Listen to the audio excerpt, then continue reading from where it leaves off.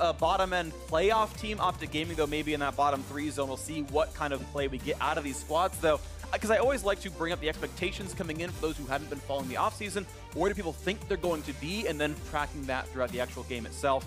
Zig's another player that I actually have a lot of hope for, though. He got kind of lost in the Phoenix 1 downward spiral by the end of the last year, but had been starting to show some really good results, and we'll see if he can stand up well against Ssumday. Tom Kench off the table, Zoe gone as well. All right, so for me, the mid lane trio has been pretty much purely Malzahar, Ryze, and Azir. Yeah. And we don't even see much variation beyond that, right? Zoe gets banned a lot. Sometimes you'll see Zoe in the game, but yeah, that's really the role with the least frequent variability. However, since powerOfEvil so known for the Orianna, we see that even popping up in the ban phase here. It makes me very curious to see if he will conform to that trio that I really feel like is just the trinity of you know, mid lane right now. Sure.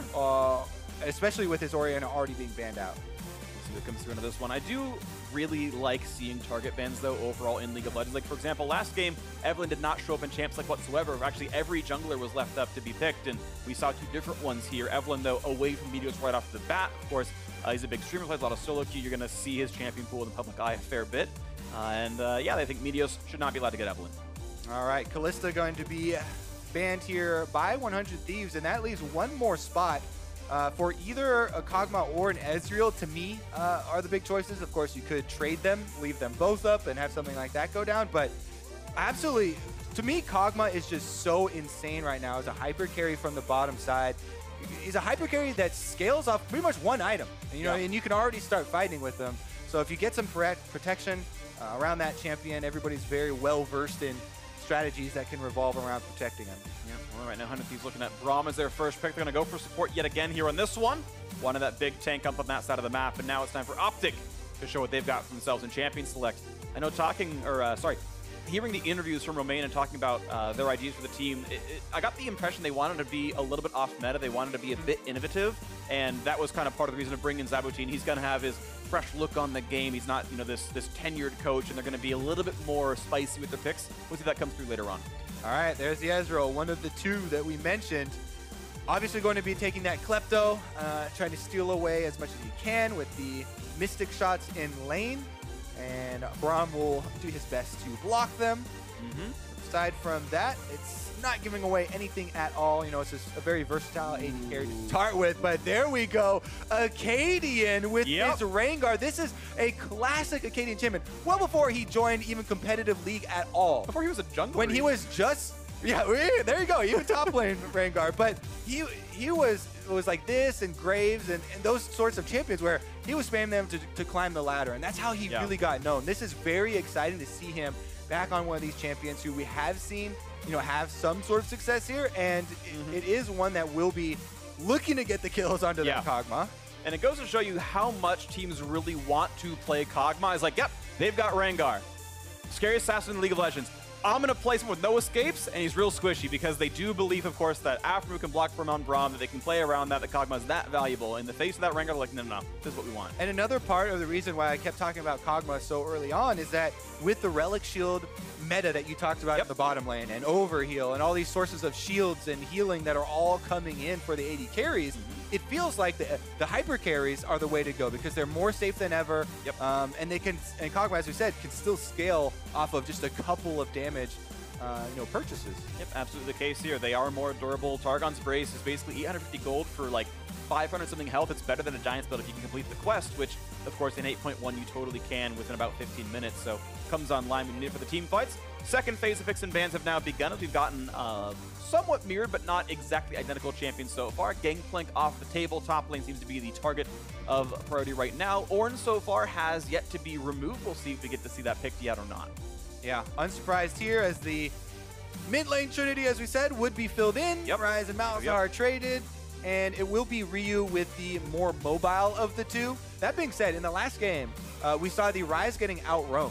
Pobelter on Malzahar because of the jungle plays that they were able to pull off, was able to get the first roam there with the Malzahar and made use of his ultimate to start some snowballs. So we'll see if Ryu actually will be better equipped to try and use that Ryze roaming around. and try and influence the side lanes. But as you said, top lane is the focus here for OpTic as they also take off the Gnar in addition to the Gangplank, kind of removing some of those from Ssumday. So a virtual guarantee then OpTic first picks top lane here and then rounds out with support at the very end, as that's the contested pick. Why would you kind of do that? And so Thieves can say, okay, what top laner do they want? Is it worth banning that one away, or do they continue to knock things off of the support pool? It's kind of both, or when we've seen as support mostly a top laner, you're going to say you don't get to pick that one for yourself, Zig goes somewhere else. A player who is happy to play carry tops, but against Ssumday, do you trust him to do that? Yeah, it's interesting because Ornn has been so versatile in pro play as being a support or a top laner. Yet, despite this having such a low solo queue win rate for the majority of people, in pro play, really people have been able to make use of his giant teamfight ultimate so often that they're taking that one off the table because it kind of just wipes the screen with a giant CC. Oh, sure. Here we go, though. Cho'Gath can do his best. Not quite as big of a wipe, but does definitely have pretty big zoning for himself as well. It does mean that right now OpTic are low on engaged tools, though. Rengar and Cho'Gath both a bit hard to make that really happen. It's going to be a Sejuani pick here for Meteos into that one, and Ezreal might be happy. He loves seeing champions like Nasus or just kind of greedy, farmy top laners that can just easily withstand and trade with tank tops who can't punish them and just become bigger. Someday on the Nasus, I would love to see that. Instead, he's going to go for Shen, which is, okay, he's going to play a tank. It's a team It's the exact opposite. He's going to play for team play champion instead. here, and we'll see if he's going to be able to add some extra protection to Kog'Maw. As we talked about, when you have this Kog'Maw, you're going to want to build a little bit more around keeping that guy alive because he can deal out plenty of damage for your whole team. And Shen going to add some extra survivability there to the core of the 100 Thieves strategy that they've been able to draft here. Meanwhile, OpTic Gaming, as you said, they're going to probably want to counter that with a little bit more of a guaranteed hard engage. I know they do have Flash Malzahar, they do have Rengar, and Ezreal can fend for himself, so they don't have to worry too much about the backline.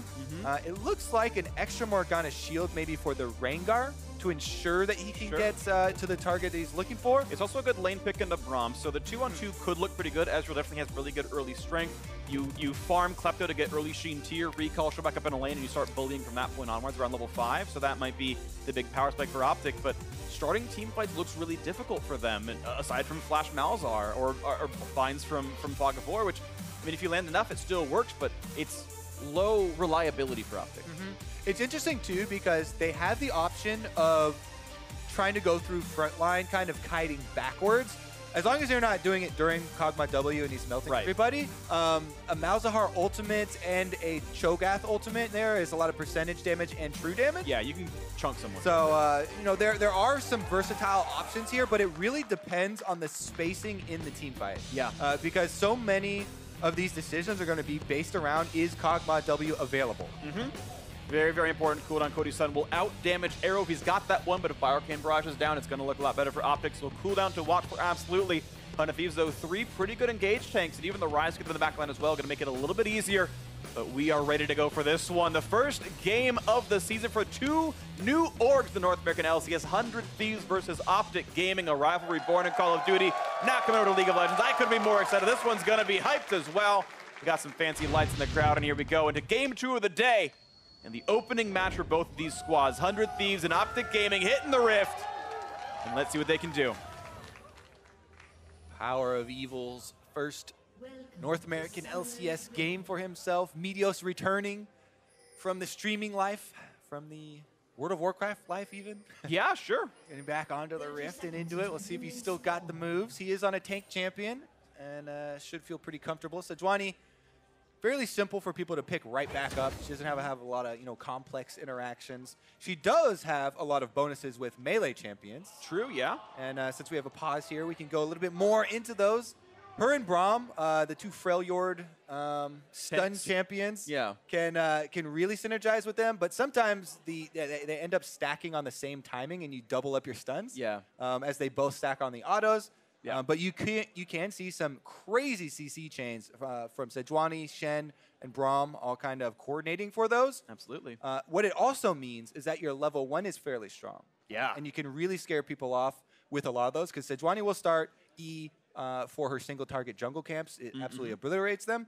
And Braum will often start Q as well. Yeah. That being said, you would be kind of chancing LemonNation Morgana. He's definitely known for this champion, and he's definitely accurate with his bindings, as we've seen over the years. Absolutely is. So real quick, mouse issue for Zig, though. Looks like with a thumbs up from the ref, maybe he'll be happy to go in a second. Zig specifically. I do like, by the way, the teams that put country flags for the players on their jerseys. I actually kind of like that touch. OpTic actually representing 4 different countries: Canada, the U.S., Germany, and South Korea, with Arrow there, of course. I think it's just interesting. I think teams should definitely be able to all speak English or whatever a native tongue the team wants to do, because I think communication is very, very important. But once you've kind of satisfied that requirement, I kind of like seeing the multi-country teams. I think it's very interesting having the different cultures coming in. So, powerOfEvil fresh from Germany. Fun for me, honestly, yeah, it's just more information. I like knowing more things. Yeah. And now you know where they're all from. Yeah, exactly. If you didn't before. If you didn't before. Tristan Schraga can kind of do German R's. They're a bit different from other languages, but... As you said as well, LemonNation with the accuracy on 8 binding, gold! And he's 100% accuracy so far. OpTic are rich, dude. $8 extra right there on LemonNation. He's making bling. All right, we also should probably go over the influx of stopwatches. Oh, yeah. We didn't really touch on it last game because it wasn't important. You know, there are not a lot of dives going on. But the bottom side of the map is just littered with stopwatches here. Malzahar is always going to get one because he goes Inspiration for sure with Spellbook, but you have the possibilities of both counter dives as well as being able to trade tower aggro for dives. So stopwatch is really both an enabler and something that to dissuade tower dives, but we will see a lot of those extra uses down on the bottom side, and then plus, of course, Ryze with the ultimate. You kind of get your free Realm Warp and stopwatch early on before he gets his Zonias. A lot of money earned by Arrow. I like pointing out, by the way, that we've got Minion Dematerializer on Arrow here. I assume he's going to, at some point, dematerialize a Minion to get a Dark Binding through, and that'll be a fun combo to look for.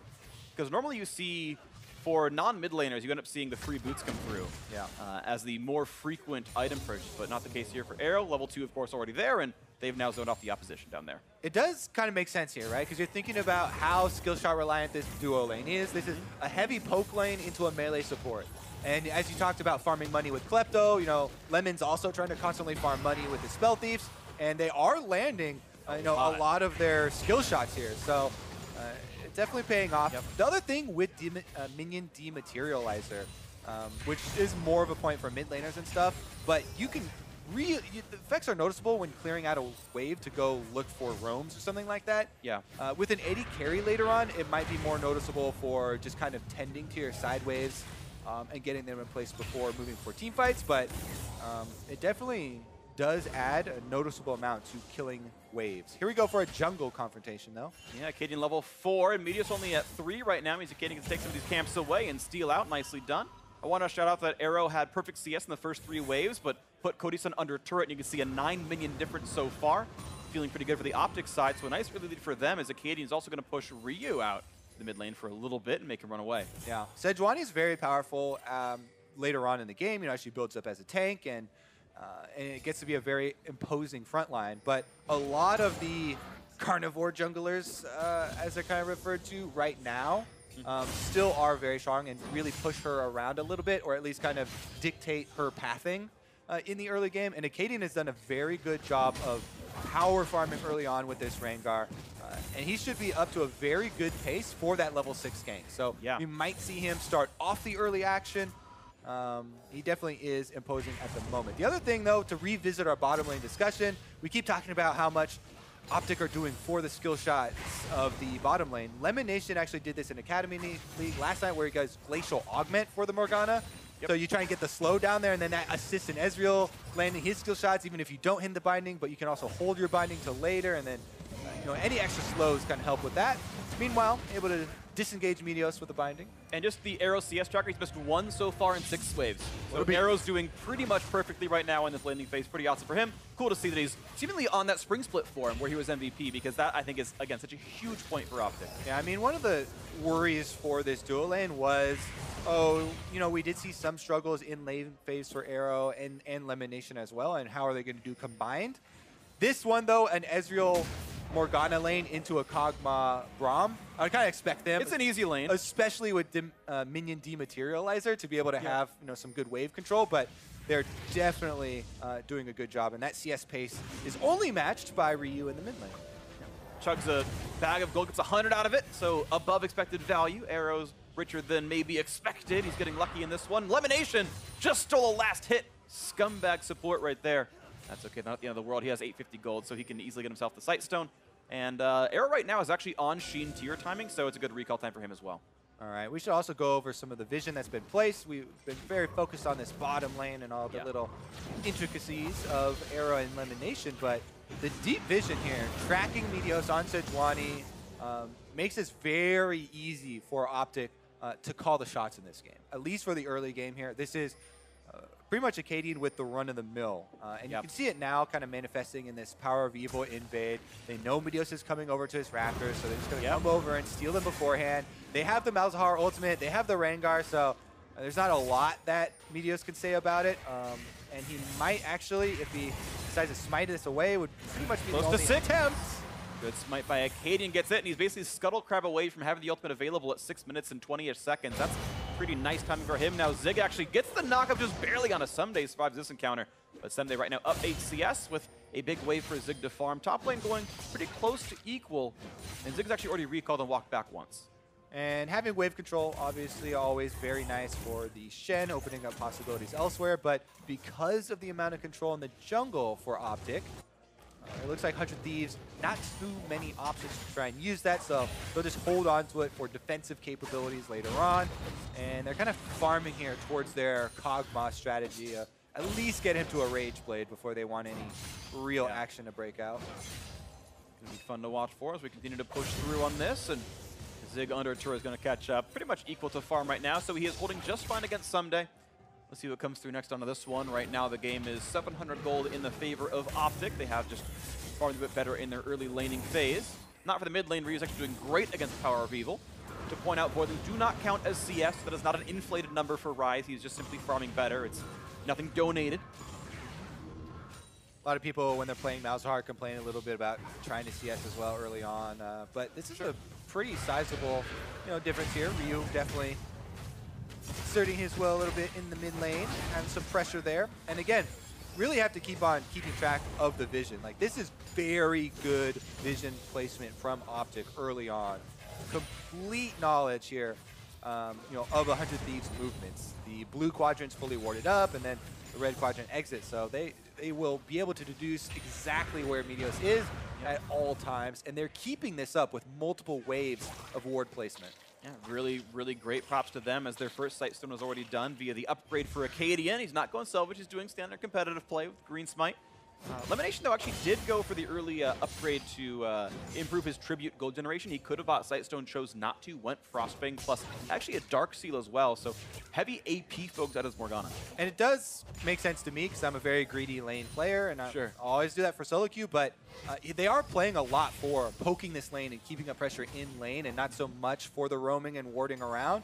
And with Akaadian and powerOfEvil combining for a lot of that ward control, extra vision didn't feel too necessary from the bottom lane. So I guess really saying something that they have had this good tracking without even a lot of extra support wards. Yeah, what I'm actually curious about then is, does LemonNation go full Frost Queens before Sightstone then as a result? Because I also want to point out, it lines up with what he's trying to do with the Glacial Augment and everything else. What's also interesting is the fact that we don't have Zombie Ward out of the bot lane either. That's a very, very frequent rune choice in the Domination secondary.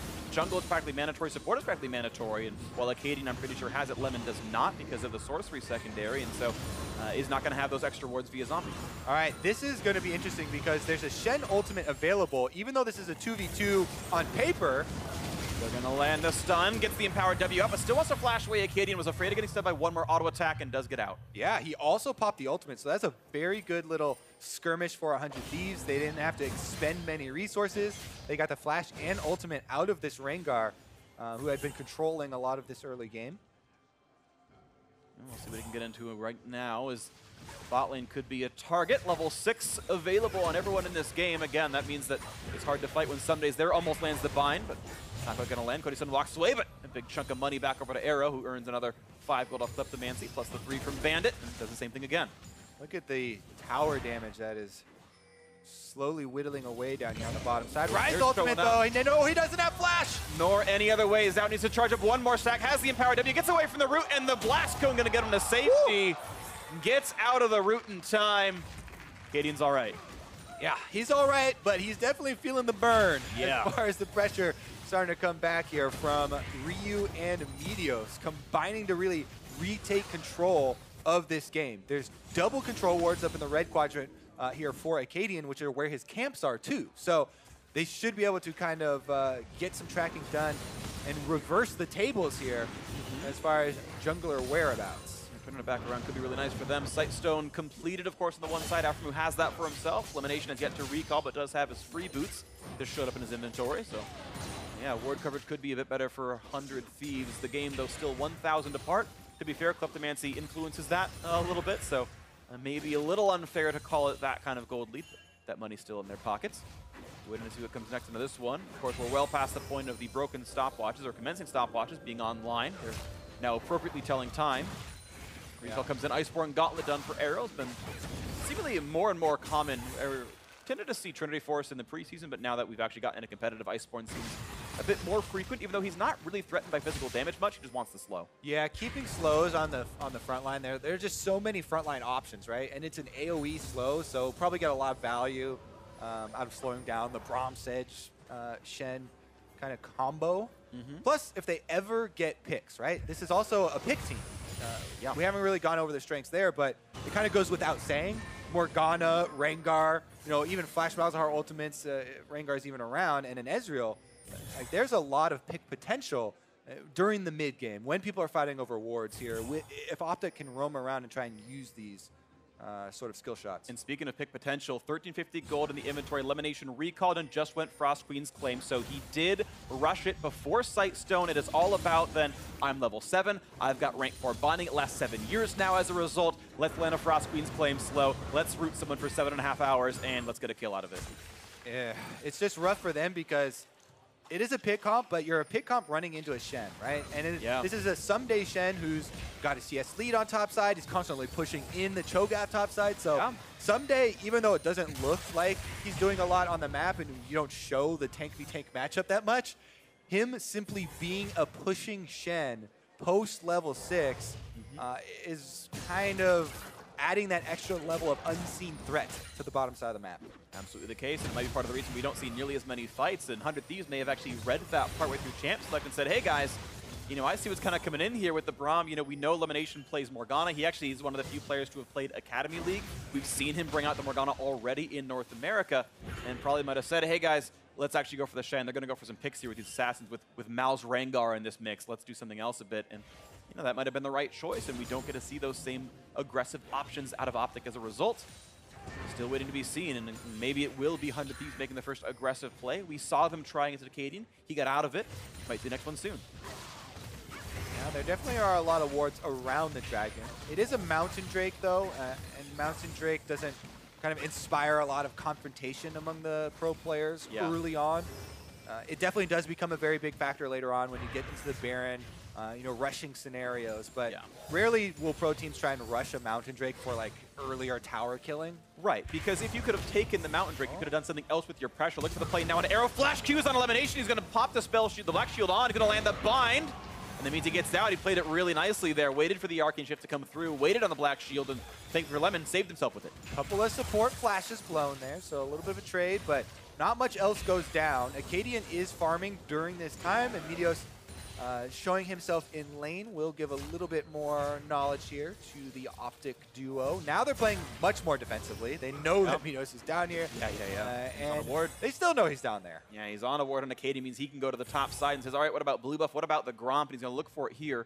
Could be a trade of blues if everyone reads the situation properly, but yeah, there should be a blue buff steal. And even though they are kind of getting this roam up to the top side, the 100 Thieves will take this opportunity to take that Mountain Drake we talked about. And can they spill it actually onto Ssumday? I'm not sure if he's actually killable, since it's a lot of magic damage on this side, but they have a 3v1. He's actually off turret now as a result.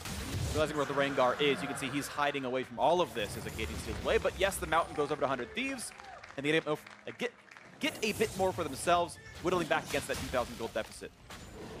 Also always funny to me to point out control wards that have lasted an extremely long amount of time, and rarely do we point out the ones in enemy territory. There's this 100 Thieves control ward behind a red buff that has been there for a very long time, and it saw, Malzahar going for the roam over to the blue and stuff like this, that it's definitely a lot of value for them as far as just the duration.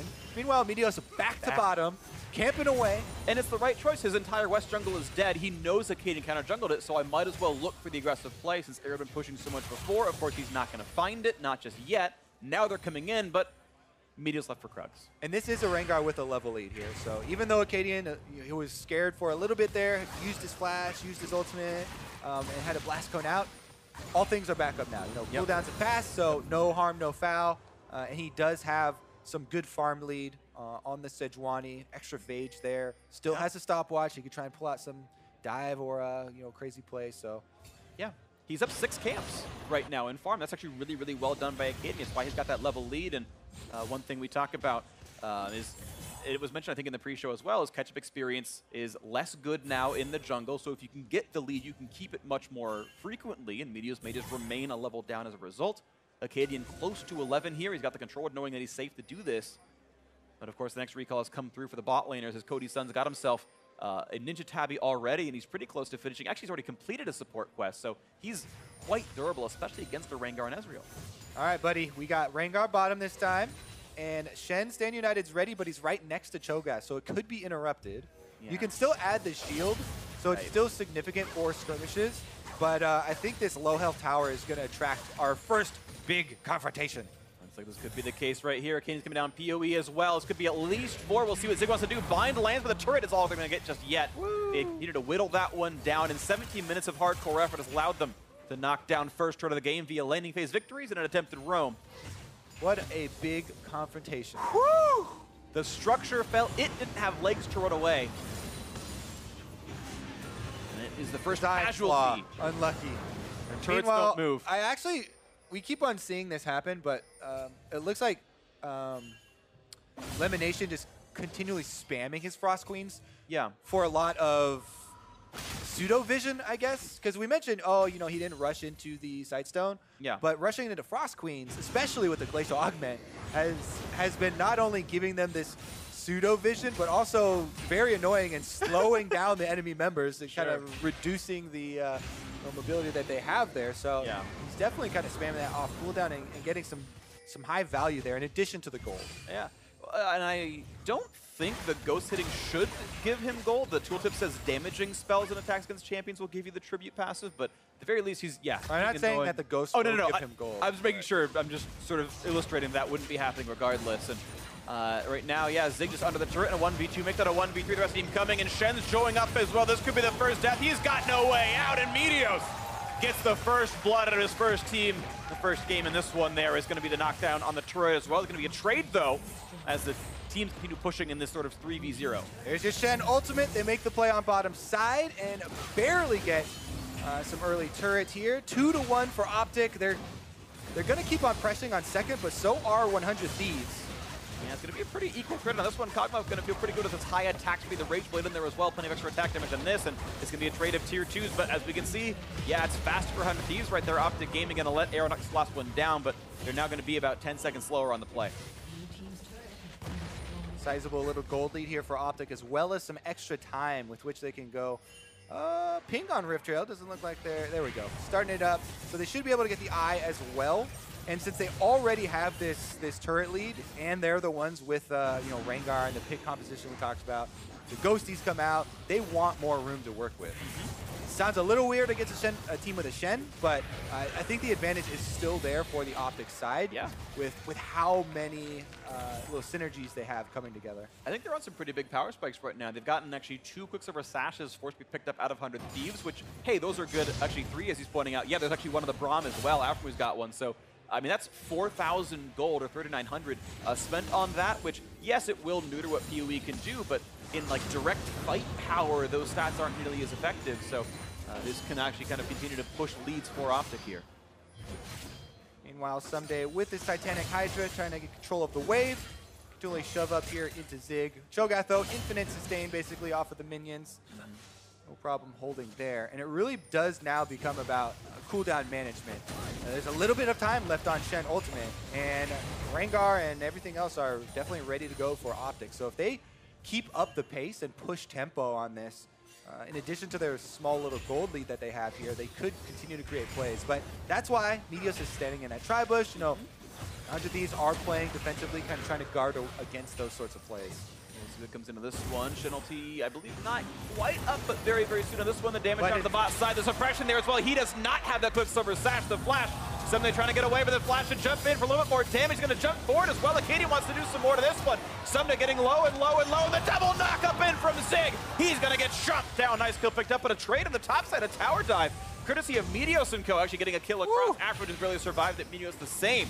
It's actually a trade of 1-for-1 in kills in top lane under fire. And the Rift Herald, remember, OpTic have that one already, so they're going to push right down mid lane. And then Rift Herald could go for number 2 here. Plus, there is an Ocean Drake up to retreat to afterwards, so there are a lot of objectives that could change for OpTic. A lot of damage up on this one. Zig has the ulti, puts the damage in, but we're going to stay alive. USS out of some of the CC, and yes, 2 turrets down in the mid lane. Another +1 turret trade for OpTic, getting a bit farther ahead on this. Yep, there's the pings down onto the Drake because the Rift Herald still needs to be dealt with by 100 Thieves, and it's an easy move over. So OpTic Gaming, let's take a look at this tower dive on top side.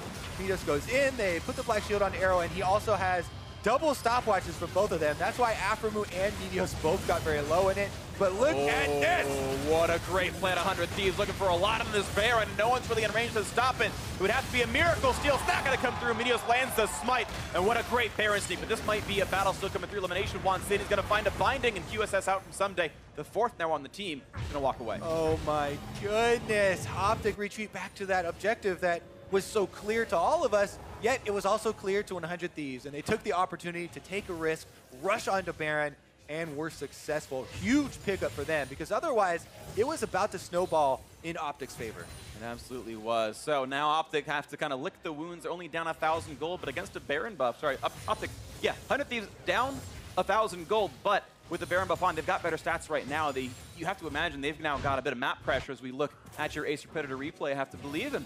Here comes that play on Baron. Ryze, oh my god, Ryze in competitive just allows for so many quick plays like this. They use Shen Stand United, and they're basically instantly inside the Baron pit, countering with the big objective here, and now they're the ones who get to push onto the turret. And during that time, they didn't even pick up the Drake because they had to run immediately over to try and answer. What a huge turn of events. This is why Ryze is so highly prioritized by pro players, not only because of the damage output and the ability to side lane, but the big plays that can completely change the game. We'll see if that can keep going on right here. As a blue buff able to be grabbed pretty securely by powerOfEvil. Now a QSS pop by Ryu getting away from this, pops the Black Shield, but nothing yet to be had. LemonNation puts a couple of glacial slows down. Doesn't seem to matter just yet though, and have to go to the mid lane siege, but how much threat is anyone really under when Malzahar was last seen in the bottom lane a couple seconds ago, and his turret taking a lot of punishment with those very tanky minions. All right, remember, this is 100 Thieves strategy that is built around Cody Sun, around this Kog'Maw. He's got his own QSS, he has his Rage Blade, and they have plenty of tanks to protect him. So it's all about working around his W cooldown and the damage he can output during that duration. There we go, the turret's starting to fall 4-5. The score's getting a little bit closer here as 100 Thieves now about to tie the gold income up for the first time all game. A little bit of slow landed, and then shoot up for Aphromoo means he's just fine here under this one. Team ready to defend 4 right there, and Akaadian running around the outside. Shouldn't get found, and indeed won't. Looks like we've got another brief respite. The waves get cleared out. 2 more waves worth of Baron buff for 100 Thieves left, so they can keep up this pressure. They do have 2 good split pushers, Ryze and Shen. Both have teleport available. And they're trying to get all 3 pushing. Let's see what these teams can find. Baron buff timing out in 45 seconds, so it looks like maybe no more turrets left to siege. Bot lane tier 2 was already felled a while ago in that trade, so not much for Ryu to attack right now. We've now gotten back to a tied game here as the resets come through for one last time. 30 seconds left in the buff. Use the empowered recall to get back on the map and spend all their hard-earned gold. 100 Thieves now open to that. Great moment of shot calling when I'll turn them into a victory here as they've caught up from those early game rough laning phases. Red buff goes to Arrow. Back to the lane he goes, and no longer has that farm lead over Cody Sun, though this Kog'Maw doing very well. Breaking 10 CS per minute. Ryu doing the same here on this, and yeah, that's going to be a very scary, very rich Cog. As the Wit's End is done, he can start chunking down that front line. Yeah, I mean, now most of it is about theory crafting how this 5-on-5 is going to go, because 100 Thieves being the ones with the priority, and the ones with double teleports ready, Shen and all that, are going to be very ready to group up around him. And it's going to be about how can they actually get through to either stop the damage for long enough to kill a tank, or actually taking down that AD carry. I don't know if you called this out, but there's a Face the Mountain on Meteos' Sejuani right now. He actually chose to opt into a targeted shield item. It's going to take him a while to get the tribute, or not tribute, but the quest done to give himself the bigger shield, but targeted shield to Cody Sun, saying, no, you really are going to carry us this time. I mean, support items, as we've kind of been the theme here, yeah. We've been talking about how powerful they are. It's funny that Meteos, one of the biggest, haters of Locket and shield for jungle champions, is getting into it. But again, it is their win condition. They're looking to protect this Kog'Maw. So they have a Locket already on Braum. Now they've got another shield at the face of the mountain here for Meteos. Yep. And he's, he has a stone plate for himself, so he should be fine on Sejuani. And it really is all about keeping Cody Sun firing.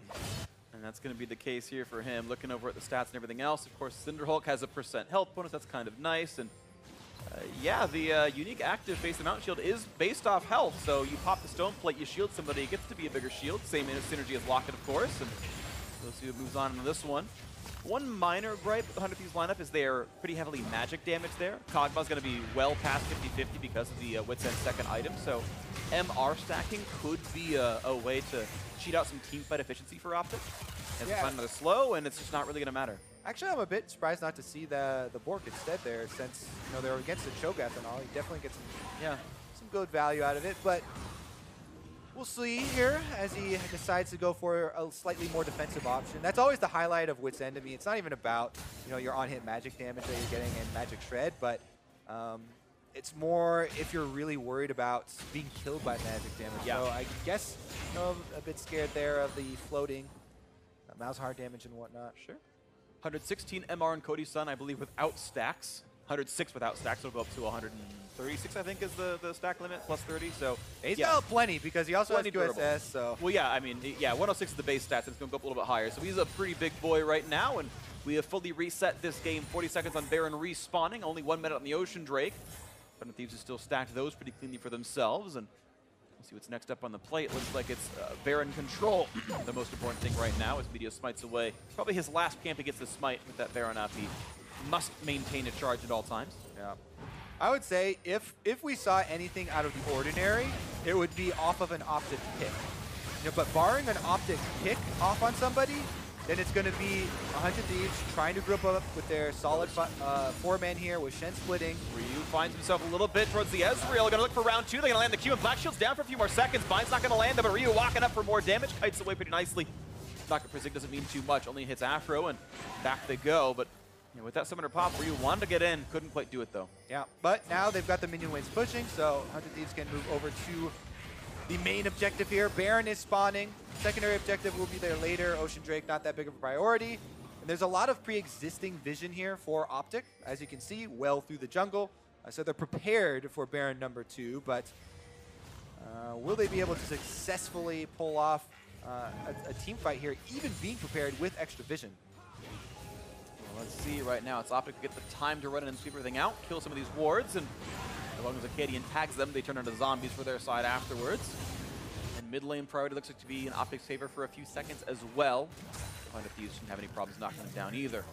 Quick toggle on the vision for my sake, and yeah, there's no sight at all for 100 Thieves, but it's all OpTic favored on that side as they now must face check through and find out what's going on. More spooky ghosts come in, and Lemon says, do we find someone? Anyone to kill? No? Okay, well, I'll try again in 45 seconds when my cooldown's back up. All right, OpTic should try and shove this mid wave to get a little bit of vision due to the minions and some pressure there without getting caught. Looks like 100 Thieves are going to move it back out first. Control ward dropped down, and they've got their own triggers back in the mix here on this side of it all. They can find next. Arrow look for the poke, but again, everything's in fog of war, so they got to watch out for what Meteos could be up to. A ward finally spots him out, and a little bit of poke on Aphromoo. Another shot on Ssumday as well, lands a couple of Qs in a row.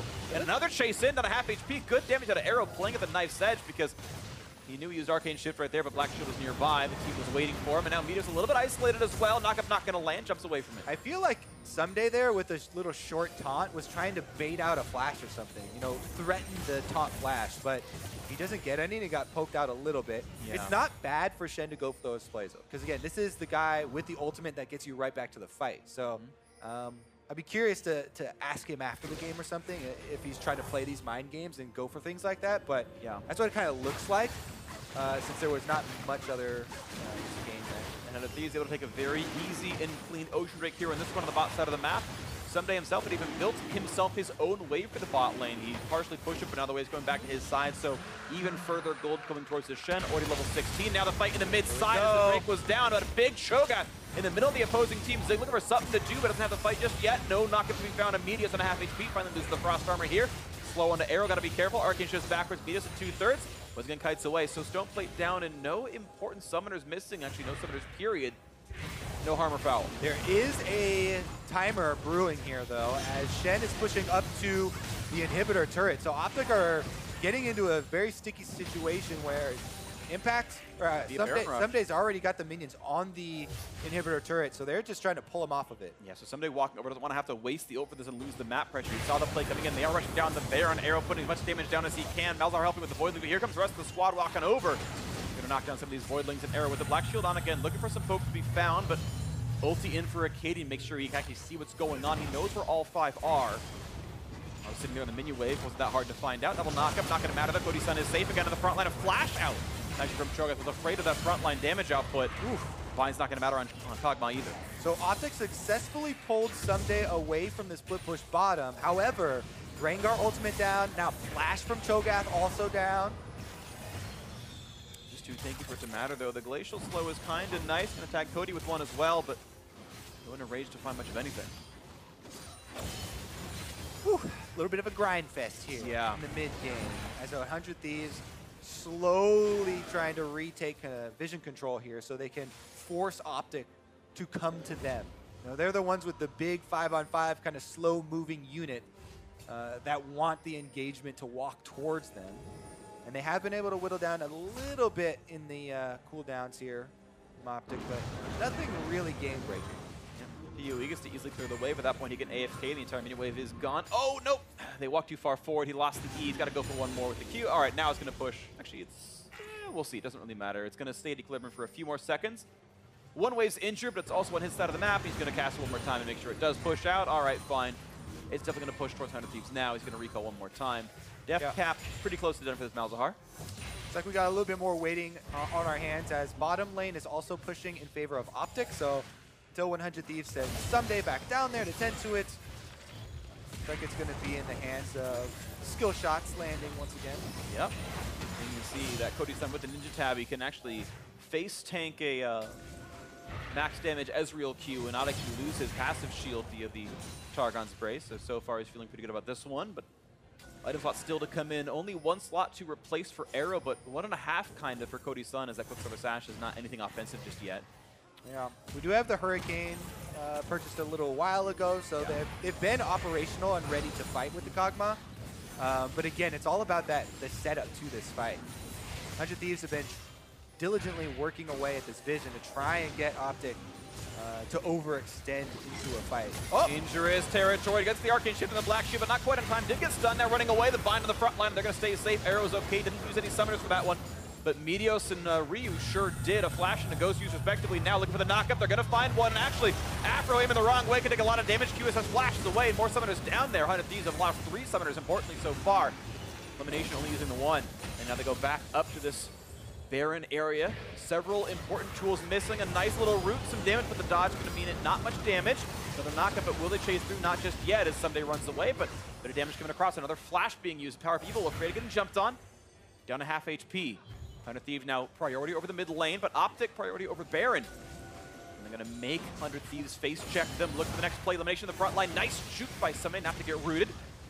More poke out of Cody Sun, but again, mid lane under priority, or sorry, under pressure, and that's going to be mid lane tier 2 with no easy defense force. Meteos and Aphromoo can easily hold the line and prevent a charge in. As they walk around, though, Zig threatens, finds a knock-up, and this turret will not fall as the carries have to respect this. But look at the damage output. They might knock down the support. LemonNation gonna fall. He oversteps on that. The silence not gonna mean enough. A knock-up not gonna mean it either. Is Ssumday gonna walk away with half HP. A nice pick comes in. LemonNation misstep. Ooh, LemonNation, the squishiest of the members, does get picked off in transition there. And their minions had just gotten to the top side turret of 100 Thieves. But now, all the pressure back on 100 Thieves side. They have control of Baron. They clear out the wards. They have a control ward inside Baron, and they've started it up. 5v4, Akaadian pops the ulti on Rengar, looking for the play in as Meteos waits around the outside, looking for somebody to jump in here. Realm Warp, they're going to go for the engage. 5v4, this could be a great fight. As they're going in for this one now, it's going to be Zig rooted up and stunned and looking for the plays now back on the backside. They chop down Ssumday, 1 kill picked up. powerOfEvil first row, but a 2nd kill picked up already. Arrow safe for the back line. They will knock down Zig with 1 more shot, just barely. The stun coming in, and Ryu gets himself a kill, but still another trade. Oh, Arrow! Huge stuff, an arrow in the back line. Duels Cody Sun, but no! Ryu there to shut him back down, and now Akaadian running for his life. A huge trade of kills. LemonNation wanting revenge. Ults for the damage output, lands the kill. And Akaadian gets the reveal across. powerOfEvil waiting around on the wings. Hunting for it to get some health back, and that is a fight that was actually won by OpTic. They baited him, and the green wall did it right. Oh my goodness. OpTic versus 100 Thieves here. Gold ends up almost dead even after this fight as well. Let's take another look because 100 Thieves have the advantage. They try and corner someone to pick off here, but they get the most tanky member here, the Cho'Gath. powerOfEvil does get off his ultimate, if only for a little bit. And the damage return here from Arrow. Look at Arrow from the other side of the wall. He's going to jump over to finish the kill on the Meteos. Then he sees a low health Kog'Maw, and he's thinking, I got this. But Cody Sun flashed the Q, and then that heal was from his own summoner in the end there. But LemonNation's extra slow there. The Glacial Augmented Slow on the ground was able to last even after the QSS was used to take off the Ghost. So he couldn't get away. Really cute stuff right there. Yeah, Arrow. Again, really good flash by Cody Sun to dodge the Arrow Q. But we are back into this one now. 500 gold lead for OpTic. You saw huge damage out of PoE. Certainly some nice hits from Arrow as well. But yeah, that Malzahar was absolutely massive. And Cody Sun, of course, in a very similar boat, doing just about the same amount here. Still, double Ocean plus Mountain generally means out on the map, Thieves can feel better. That said, they are second to this play as PoE looking to solo the giant Elder Dragon. Came back from China after Worlds, ready to be fought here. Ghosties go down. A couple of extra slows here, but Kog'Maw has his own Duke Trail. And they're both able to disengage off of that. No knockup just yet. They dodge away from this one. And now Imperial Scimitar done for Cody Sun, adding a bit more lifesteal, a bit more damage to his repertoire. And we'll see what replaces his final item as he still got that Targon's Brace to eventually sell that slot out. And it's going to be now, again, a Baron rush. And they've actually turned off some of the wards, so LemonNation puts a new one down. They're going to trade here. Zig has Flash, though. He can get in. Stoneplate already popped. Yeah, they know this feast is too easy. And that means they have to wait a little bit longer, trying to get rid of some of these wards. Again, it's in darkness, looking for the Flash before, so they're going to try to knock one down regardless. Just put the poke in and Flash chop. Zig wants it, and he's not going to get it. Meteos grabs it with the spite. Zig never had to press R. Loses his life for the play. No bear to be picked up. I like the idea, but the execution failed. Here's the thing about Cho'Gath versus Smite, right? Cho'Gath Feast, you do have more damage at your disposal. Yeah. You can secure it if it's completely even and both freely get to cast. But not only does Cho'Gath have a bit of a cast animation, but you can also stun him. Smite you can still cast in stuns, only suppressions will stop you. Whereas the Cho'Gath can get locked up with crowd control, which 100 Thieves have plenty of inside, and he's not able to get it off. Meteos secures the Baron. It was in trade still for the Elder Dragon, but 25 seconds left on Zig. Means there goes 100 Thieves. Oh, and a big taunt, but I was going to say safe for now. A root into the front line, not going to matter too much. It's a zero-stack Elder Dragon, so not a lot of stats gained. I'd probably still take Baron, even in a straight team fight. But the taunt doesn't mean too much. Ssumday now flashless.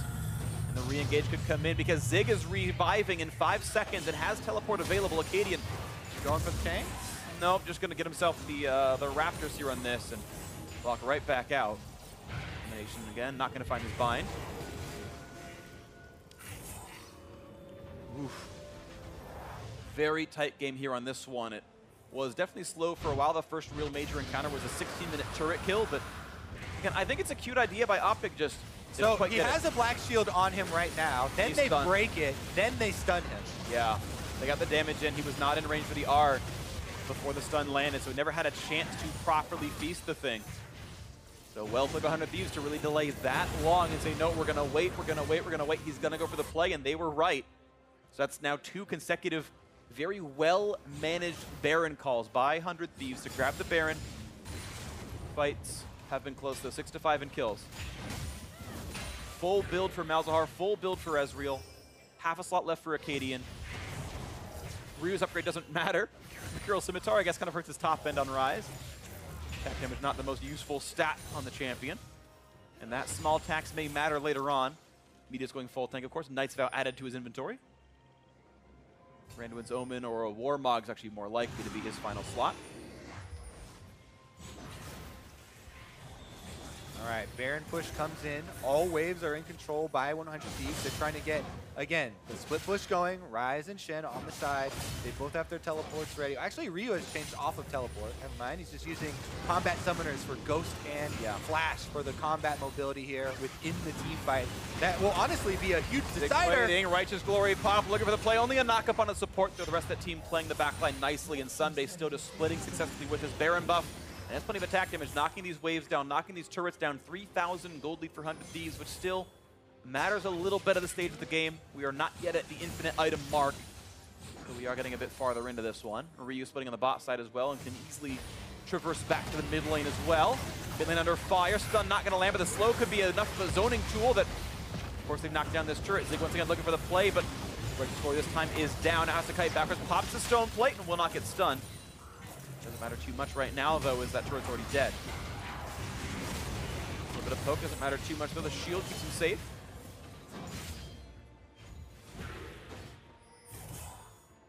This might be the reset there as a couple thousand gold had come in. No, it's going to be 100 Thieves still staying out of the map. Baron is timed out, though. No incredibly pressing need to stay, but they will choose to do so. I think they have maybe a bit of control right now, or maybe some posture. But no, as the wave gets cleared away, this is probably a nice time to go back, grab some buffs on the way out. The red spawning on the top side, the blue is up on the south side. Yeah, it's a slow, arduous battle here simply because 100 Thieves... Ooh, almost. Ryu gets it, nicely played. They're the ones with the upper hand and with the control here in the 5-on-5 setup. However, they don't want to be the ones expending their crowd control abilities to initiate. They want to use them all for peeling for Kog'Maw. So they're just trying to slowly edge up, grind down an objective, and then back off before OpTic can catch someone and continue to kind of huddle there as a pack. So get your side waves pushing, then collapse once again. Get your side waves pushing, and collapse once again. Now, the last step there is the exposed inhibitor finally available. And OpTic are just continually biding their time, waiting for this opportunity, waiting for the snipe to come through.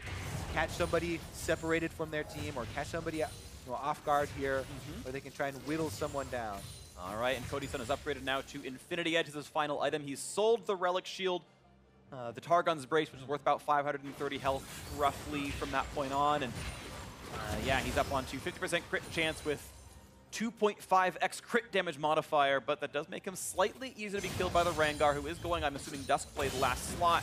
Maybe Akaadian gets the way in. Of course, those shields still obviously massive, and Cody Sun may never die this game, at least never again. Wait to be seen, though, as we once again have finished our reset, and now it's time for the Thieves to continue their pressure. They're the team with the gold lead. They're the one who are supposed to keep the pressure on. LemonNation looks for binds, and Arrow looks for poke. Ruin King gun on him, can do some damage to the front line. Right now, we've got Ryu backing off of his split push on bottom side because the Rengar is there. And OpTic are doing a decent job of retaining their vision control and their defensive jungle here, so they have kind of kept 100 Thieves honest here. That's why they're playing so slowly at the moment and so scared, because one big pick and one big sort of little trailing skirmish there can turn into a pretty big snowball. But as long as they stay together and they protect that peak DPS Kog'Maw now, be able to pull it off. Absolutely agree. It's going to be interesting to watch for. Just waiting to see that trigger pull as the item slots fill and fill and fill. 800 gold till Akaadian can finish Duskblade or Yomos or whatever he's trying to go for himself. You saw briefly Zig wielding a controller, puts that down, goes back to the Spectre's Cowl. Winning a stack up here as well. Ruby Sight, so LemonNation's full build. He's got that 3 stack of control wards. Don't expect the Zonias, but it's a possibility, I suppose.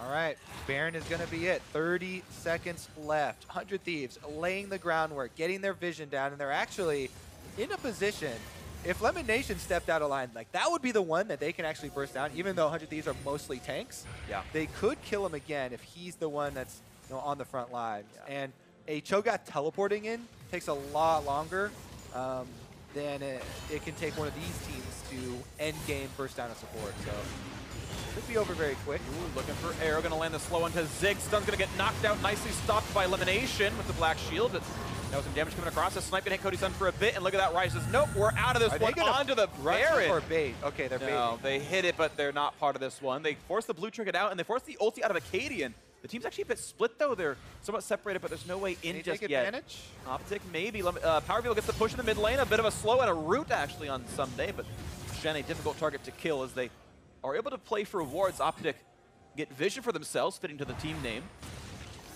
Yeah, definitely frustrating here for the Rengar player, right? There's so many tanks to work around. And, you know, Ryze has got his Zhonya's plus Realm Warp combination that's always so difficult to deal with. Feels almost useless to catch him out.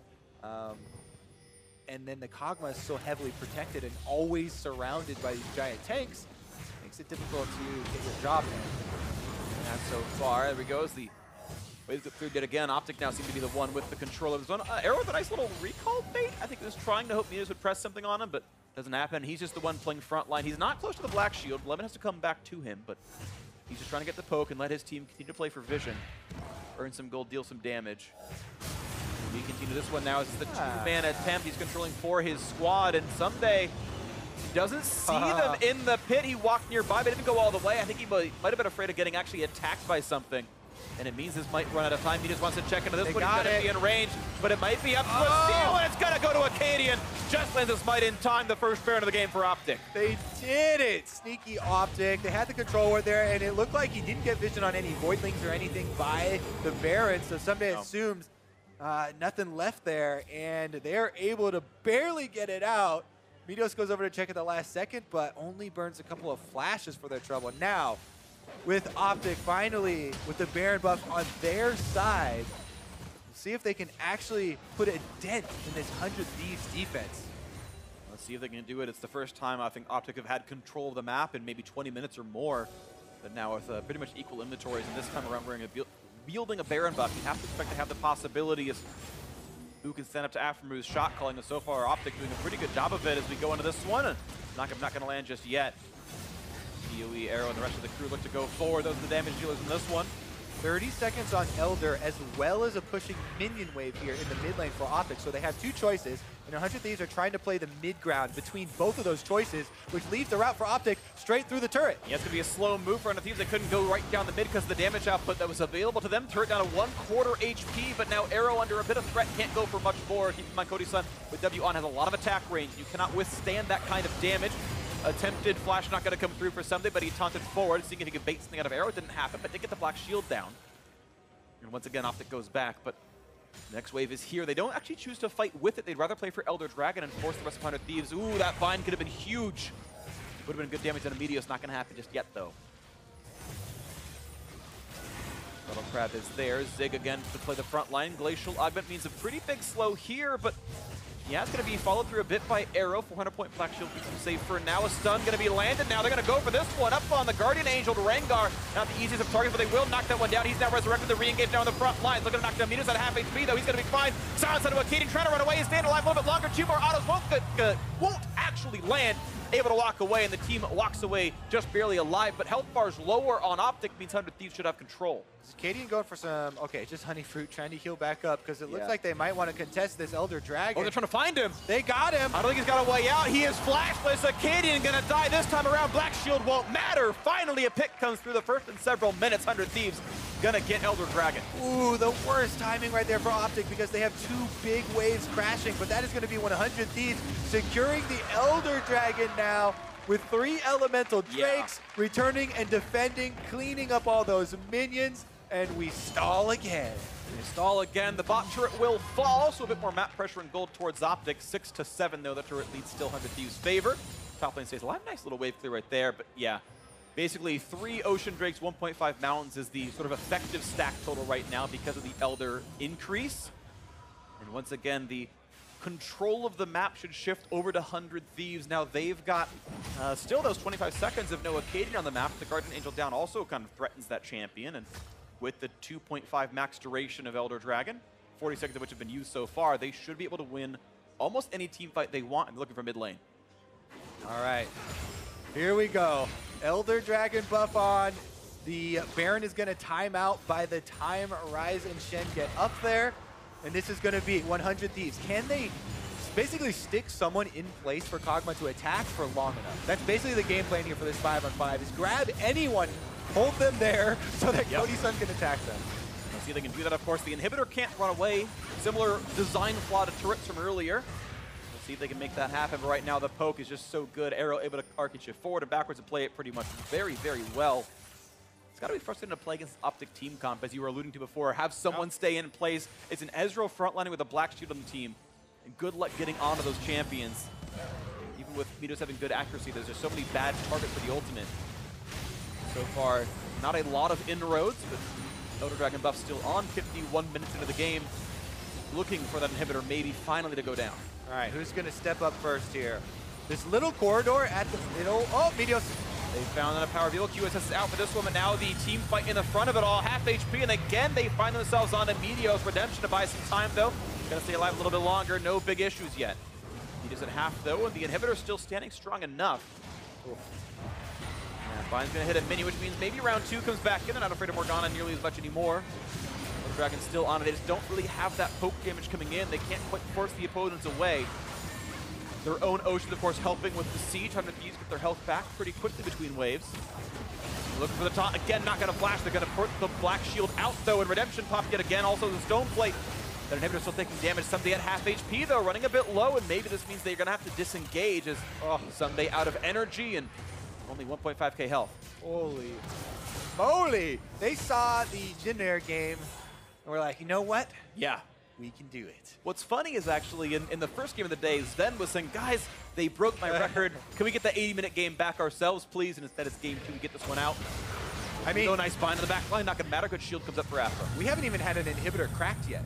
This one is very close to falling over, but 52 minutes into the game, neither team has been able to take the... Oh, here we go. QSS forced out, though, but that is a 90-second cooldown that Arrow has to contend with now later on in this game. They're going to flash in, not going to land the stun. Good juke by Arrow Arcane to the side. Again, they found the front line. The damage over, they've shut down Meteos. That's 1 kill already. Looking for round 2 and after running away. Nice bit of damage into Ryu in the back line as well. The QSS pop, but Ssumday still slowed down. The spooky ghost. The juke's so scary. 2 kills come through. powerOfEvil finds 1.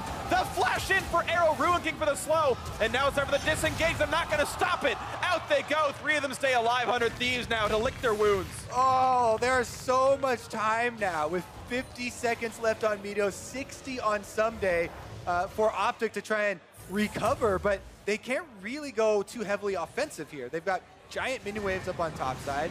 Everybody's recalling off here, and even though the outer turrets are weakened, they don't press up. It seems like their play is going to be for Baron, though. There's a desync respawn between Ssumday coming up and Baron spawning 9 seconds earlier. He has TP, but not Stand United. So if they clear ward, he doesn't have a good TP way in. That might be the play. Yeah, it could be, but even that is risky. All right, here's a good move there from Arrow. Arcane shifts to the side. And again, Meteos is the one player without a QSS, as we keep on talking about for 100 Thieves, and he got Malzahar to twice. And it does have tank shredding abilities, because percentage damage. After that, all the slows that we've talked about with this team composition come into play. And here they go. 9 seconds plus 4 to channel teleport. 13 seconds of 5v4. 200 Thieves even bother to try on this one. They know it's there, and no one seems to care about this one. They're not even going to attempt to make the stop. And that was enough time for OpTic. Again, a 13-second window. They use it, they pull the trigger, and they get the Baron. All right. This is attempt number 2 with the Baron for OpTic. Last time around, they got stopped very quickly. Let's see if they can actually move out, down, either mid or top. Both of those are weakened, and try and regain some of this control. All right, once again, pressure shifts to OpTic's favor. Baron buff on. Elder Dragon spawning more than 2 minutes apart, so unlikely to coincide with Baron in any meaningful way here. 55th minute of the game. Giving us your money's worth with North American LCS. We'll see what comes through this one. 100,000 gold about to be crested. 100 Thieves, 100K. Shout out the one guy, the audience yield 100K. Thanks, buddy. There it is.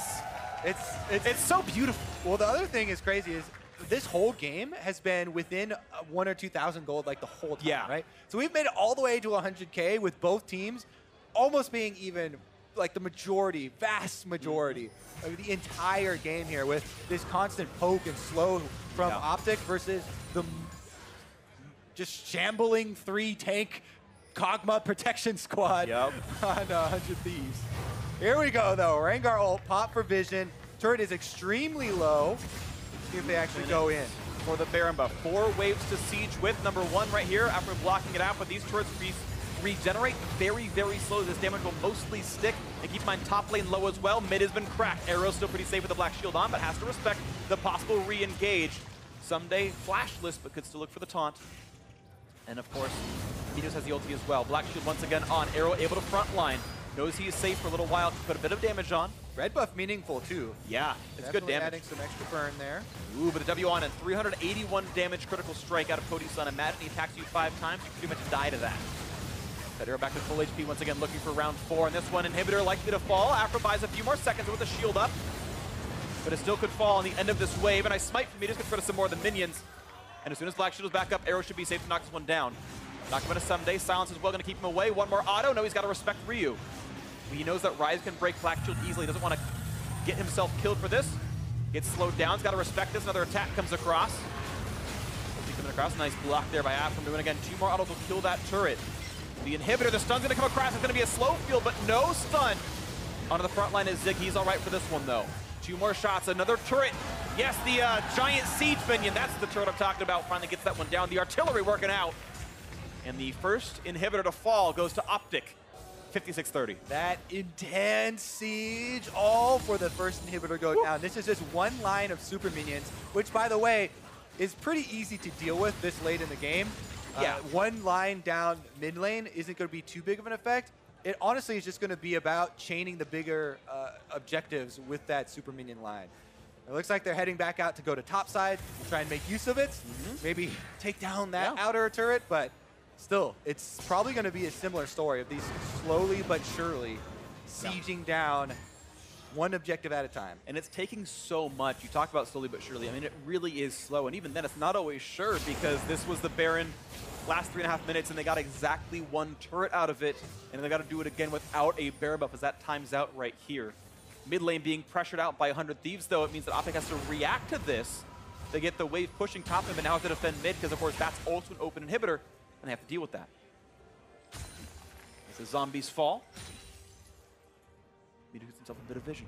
1 zombie falls, 1 zombie rises. Yep. Gotta deal fire damage. They come back up. Be careful about that one. Now, the Elder Dragon spawning in 120. The Scuttle won't sync up with the Elder spawning. It won't give you vision over its birth and life, but we'll let you see, I guess, some of the wards come down around it. OpTic butting up with the super minions, looking to push down mid lane yet again. Everyone is out of fun things to buy. Cody Sun traded out boots for a, and his Hurricane actually, to go single target damage with a rapid fire cannon and a Phantom Dancer. Yeah, because honestly, they're just trying to get 1 person down. Like if Cody Sun can just get 1 person in place long enough to auto attack them down, it turns the tides of the entire fight. And the extra range as well. Yeah. You can really see, as you talked about, the auto attack, single auto attack you got onto Arrow. Yeah. And Arrow has armor is the fun thing. So, yeah, it can be difficult. So we'll see what comes through next on this one. Trinity Force now coming in. Cody Sun deals tons of damage. It's beautiful. Sold something off for that one. I don't remember what it was. Sold the Phantom Dancer for it. And I do like CDR. It's CDR and move speed. It's actually more than PD would have given you, so I kind of like it. But it is reduced crit chance. But yeah, I actually kind of like it. It makes some sense. Elder Dragon coming up. Once again, OpTic have an easier time of shoving the mid and then trying to move over to this area. But currently, all the vision is in favor of 100 Thieves. And they're setting up right now. Meteos goes to take off the shield. Okay, gets rid of that one. Got to be careful on a Ryu. Pops the QSS, gets away from him. A nice stun comes out from Meteos, but no one there to follow up. So even though he lands the shot, there's not going to be much. And now it's down for the Elder Dragon fight. Flash down, ult down for powerOfEvil, but QSS and Ghost out for Ryu, which means now it's maybe OpTic looking to attempt on this one. They've got control of the river and mid lane, of course, in their favor, but Cody Sun going to clear that wave away first. PoE half back on the ulti charge.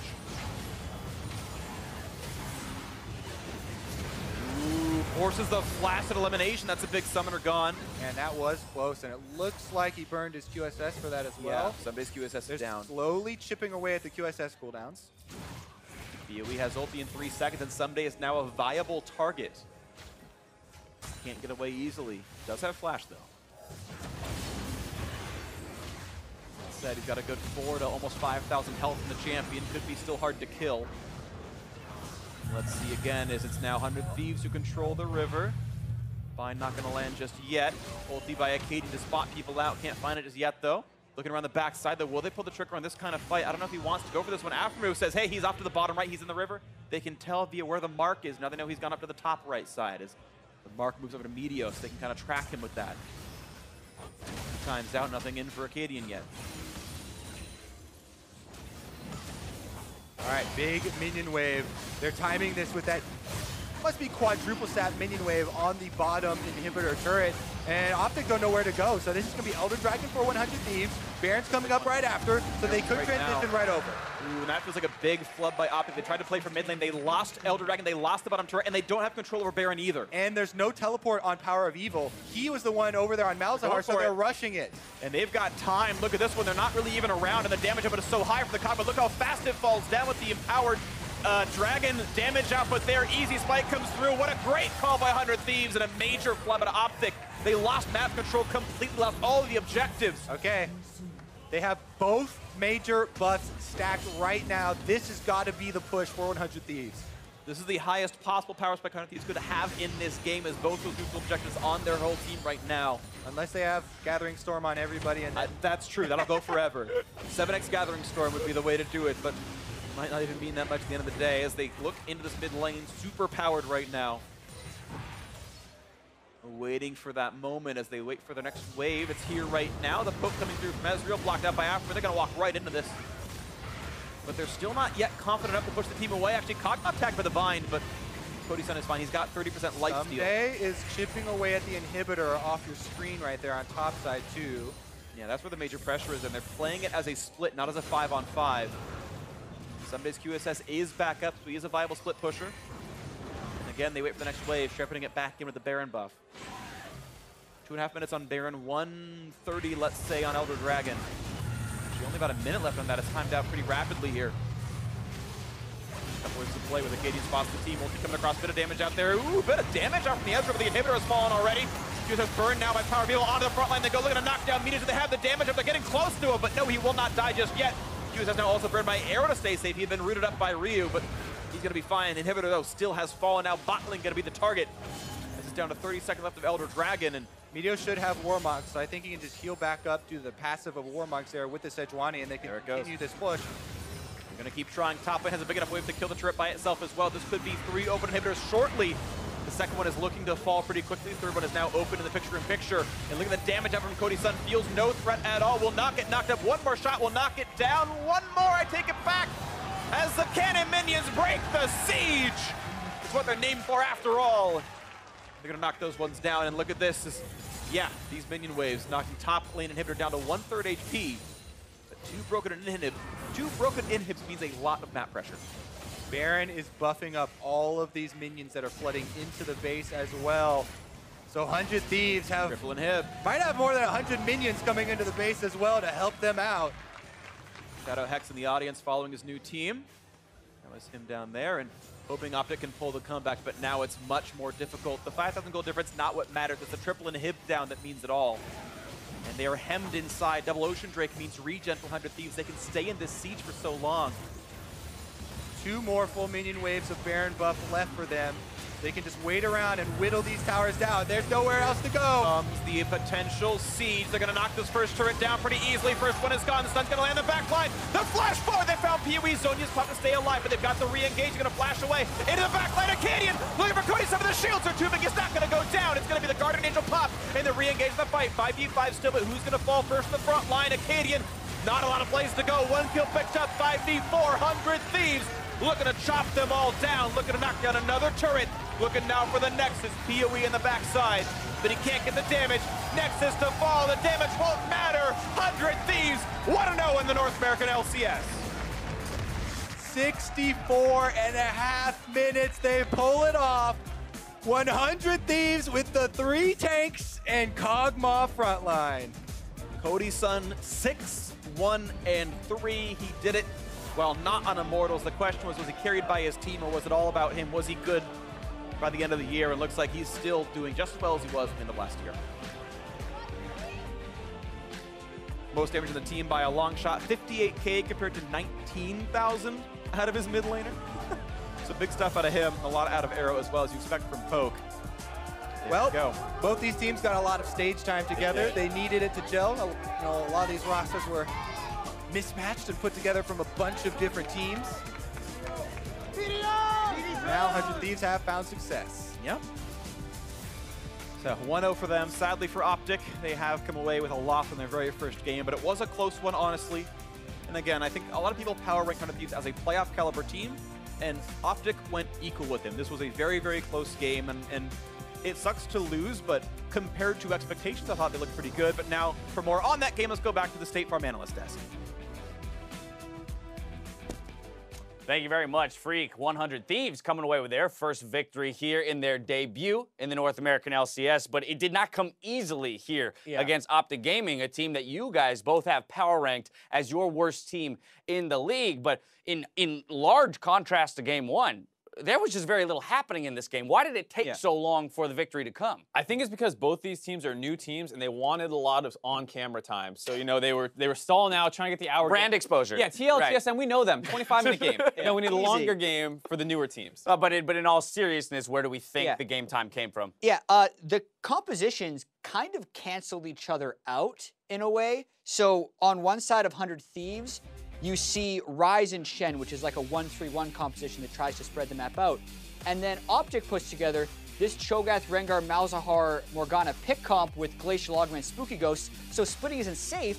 And in response, 100 Thieves builds 4 QSSs, so you have this world in which neither team can actually engage on the other one, because 100 Thieves isn't going to split against the pick comp, but they're also not going to get picked because they've all built QSSs, and they're not going to kill the tanks because they all built QSSs, and it just went on for seemingly forever. I mean, the fact that there were only, 16 kills in the game with that amount of damage dealt from these, from these champions kind of displays exactly that point. Even when we want to start fights, we're not ending them, right? Yeah. You know, they're getting disengaged midway through. There were a number of fights where Cody Sun was chunking out vast chunks of health out of the front line and then couldn't actually get any kills, and it was one of those games where no one could actually execute at all in their win conditions.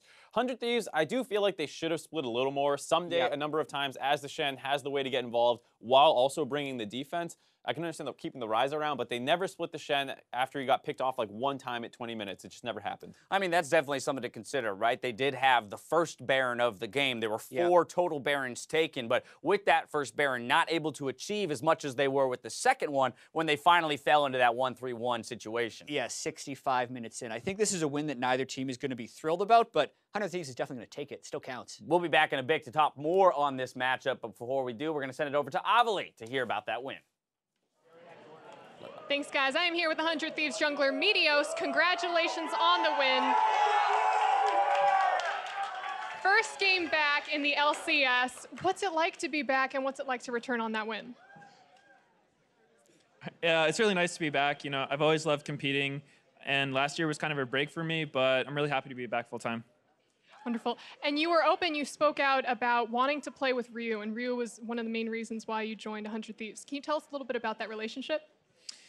Yeah, I played with Ryu on P1, and he's kind of just a really nice guy. And a lot of mid laners are kind of more on the selfish side, but he's really team-oriented, and so me and him get along really well. That's great friendship right there. Do you have any motivations coming back or any goals that you want to achieve during this split? I don't have too many goals. I'm kind of just taking it one day at a time, one game at a time. But as long as we keep improving and have a good time, I'm happy. Perfect. Well, you guys go against CLG tomorrow. Aphromoo is going to go against them as well. What are your thoughts going into that matchup? I think the CLG matchup's going to be pretty tough. I've always had like a lot of close series against Reignover. I think he's a super good jungler, so I'm excited to see how he does, and I'll definitely be watching their game versus C9 today and try to figure out how he's playing and how I can beat it. Well, thank you so much for this interview, and we're going to throw it back to our friends at the State Farm Analyst Desk. Thank you very much, Avali. I mean, in reference to that Meteos interview, we have to remind ourselves that this was one of the most, if not the most, dominant jungler in North America when he first came onto the scene, has taken a substantial break with intermittent stints on the competitive stage. But we heard the words out of his mouth. He's ready to compete again, and I'm very excited, at least, to see how far Meteos can go. Will he eclipse the old god of Meteos that we have that image of? The 12.7 whatever superstar KDA jungler. I don't think that's going to thrive quite anymore. Different game, different time, but it's good to see him come back at a W in his first game. All right, well, there are plenty of giant hero moments throughout the day and in this game, but our newest segment highlights the players who concede the need to carry and just think to themselves, I'm helping. Presented by State Farm. In his game versus OpTic, you see Aphromoo is crucial in preventing a Baron steal at 38 minutes. Let's go ahead and take a look. Yeah, and this was a very You're dangerous... trying to get rid of some of these wards. Again, it's in darkness, looking for the flash before, so they're going to try to knock one down regardless. Just put the poke in and flash. Chop Sig wants it, and he's not going to get it. Meteos grabs it with the Smite Sig. Never got to press R. Wait. Sit. Don't do damage. Don't do damage. He has to flash over. He's going to flash over and go. Yo, Cho's going to go. Cho's going to go. They're just going to go. Cho. I ulted him. Nice. Nice. And that's why Aphromoo gets it. Everyone thinks that Cho can just flash over and feast no problem, but he was waiting with the CC, he knocked him up, he stunned him as Braum, and that's why he couldn't feast the Baron. And confirmed by the audio, too. That's what I love, is we actually awarded this without hearing it, making the assumption that the players understood what they needed to do and executed on it. It's confirmed by the audio there. They knew Cho was the only threat. As long as we lay that CC, we'll come out clean. Yeah, I mean, I think he flashed over the wall right near 2k HP. If that's any lower, he doesn't have to worry about doing any more damage himself, the Cho'Gath. So he needs to get damage out and then feast it. That gives them the time they need to pop that black shield. Yeah. Let's look ahead for a moment. It was already mentioned in the interview, up against CLG tomorrow, so arguably a tougher opponent based on power rankings. Once again, for 100 Thieves, though, what's the confidence level or the takeaways here for OpTic? I mean, draft more tools, be more aggressive. What's the story? Right. I mean, we knew that this 100 Thieves team was 5 players that haven't really played together, coming together, and they had 2 weeks of practice, as we got to see from some of the videos that they released. So still a lot to work on. You could see that game was pretty slow from them. It ended up being kind of a 5v5 where they just relied on Aphromoo's improvisation abilities within the game. You need more than that, in my opinion, against CLG. It felt like there were a couple individual mistakes as well. There's an opportunity for Ryu to get the first blood pretty early into this game. Missed a couple Qs on Ryze, probably some jitters, probably a little out of practice. And hopefully you see those parts getting cleaned up, and then the good shot calling by Aphro can be playing ahead with a lead that they've generated through plays. All right, well, 100 Thieves, 100% win rate in the North American LCS. Coming up next, a couple more new teams take to the Rift as Clutch Gaming face the Golden Guardians. As we go to break,